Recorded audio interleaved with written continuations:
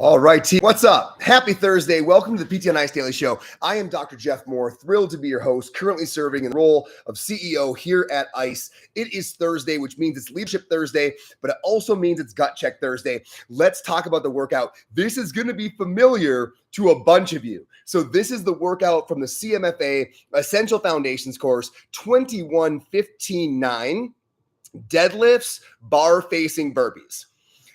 Quick, painful. Go get some of that.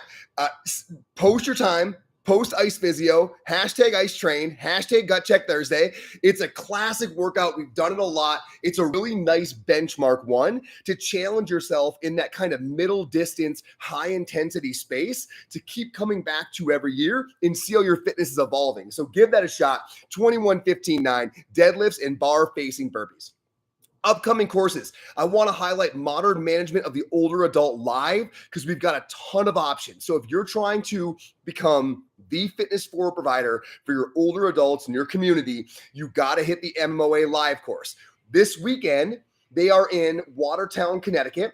Next weekend, July 29th, 30th, they are in both Watkinson's, Georgia and Meridian, Idaho. That'll be the first, that's in Boise. That'll be the first course, I believe, at Onward Boise. So go get some of that. And then August 5, 6, they are at Onward Physio in Frederick, Maryland. And important to note, August 12th, 13th, they are in Lexington, Kentucky. And that is at Stronger Life. And that is the MMOA Summit. So if you want to meet all the MMOA faculty, they're going to be at that one course, August 12th, 13th, and that's at Stronger Life. So if you want to see the Stronger Life operation that Dustin and Jeff and the crew have been building out in Lexington, that is a really, really cool opportunity to kind of see behind the curtain and meet a ton of faculty. So go check out those courses. That's older adult live on the road everywhere. So go get some of that action. Innovation or imitation.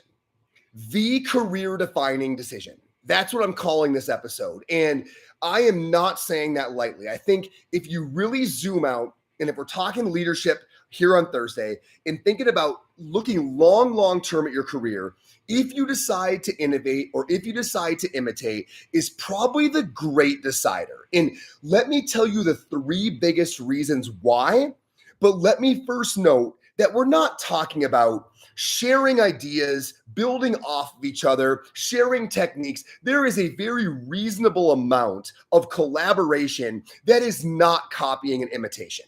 We're talking about blatant imitation, right? Where you know who you are, that you're hijacking other people's logos or sayings or content on the regular, right? Over and over again. I mean, if you scroll your feed, it's like you're obviously doing this. You've probably been reached out to. And then on the other hand, many of you probably have your own imitators, right? Where you look and you're like, gosh, that person's always taking my stuff and trying to put a very, lame or benign twist on it, but it's pretty obvious what's going on.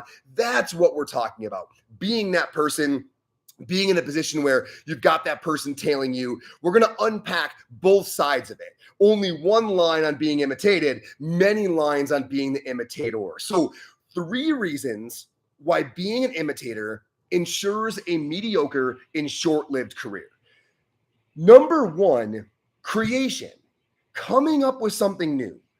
Feeling like you really contributed because you saw something a different way or said something a different way and other people legitimately benefited that would not have benefited if you didn't create. That process is the single most invigorating thing in any career.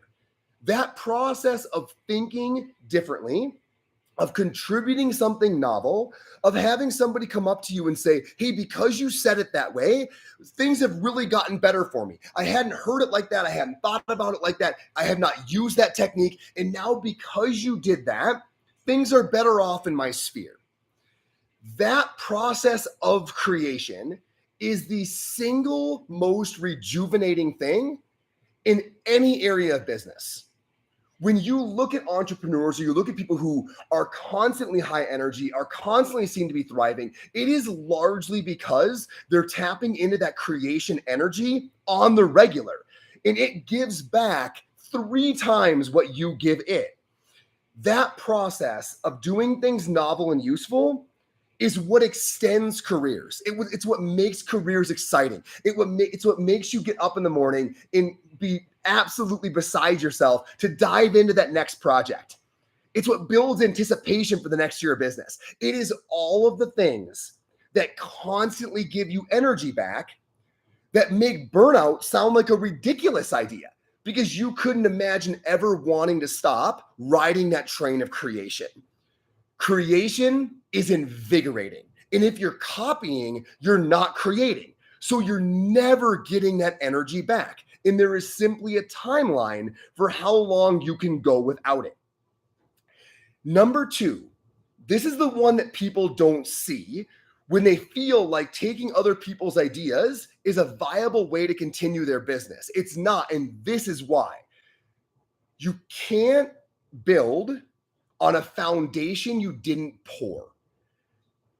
I'm not saying you can't go take the idea and put it on your platform and get a few likes. You can do that. You can get a short-term bump in your business. There'll be plenty of people who didn't know you did it. Like, you can do that, but you can't build on it. One breakthrough, and by breakthrough, I mean the process of the breakthrough. When you were thinking about a certain idea and you realize in the moment, hold on, there's a better way to do this. There's a better way to say this. There's a better way to build this. That process, that breakthrough, having that moment changes you. Like, it really changes you, because not only will everybody that you told think a little bit differently or be able to use it novelly, but you changed because your mind saw a different pathway. That change is what's required to make you different, to see the next thing. When you're going through the hard work of trying to make something better and having that breakthrough, that process of when it happens is what allows you to see the next one, because you're now different for having had that breakthrough. If you're just hijacking ideas all the time that sound good or look good or think might get you some business, you're not actually changing. You're not developing. You're not going through those breakthroughs. So you're not going to have the next one or the next one. So pretty soon your only option is imitation, because you're not doing the work of creation. You can't build on a foundation you didn't pour. Other people's ideas being on your platform does not make them yours, from the sense of you are not different for having come to them. So there is no way now that you're going to be able to go from there, because you didn't even really get there. So think about how hijacking that process prevents your ability to look even further. The final one, and I don't speak all that much on this topic because it kind of annoys me, but it's important to acknowledge. This is where imposter syndrome, I think, actually comes from. The worst cases of what you would call imposter syndrome, a complete lack of authenticity in an individual in a certain position that maybe didn't earn it, you can kind of feel that. That case of imposter syndrome, the worst cases are when somebody's, and I'm using air quotes for those listening on the podcast, when somebody's success levels don't match their actual contribution. And this is the case of the imitator, right? So somebody who's grabbing ideas from other people, and they're catchy ideas, right? They're good at recognizing what's going to resonate with their audience, grabbing ideas from other people, putting them out on their platform, never really creating, never really changing, never going through kind of the trough of challenge that leads up to a breakthrough, never experiencing that, just hijacking ideas and quote unquote building their business. The more their success grows in the absence of a true contribution, the greater that asymmetry, the greater the imposter syndrome.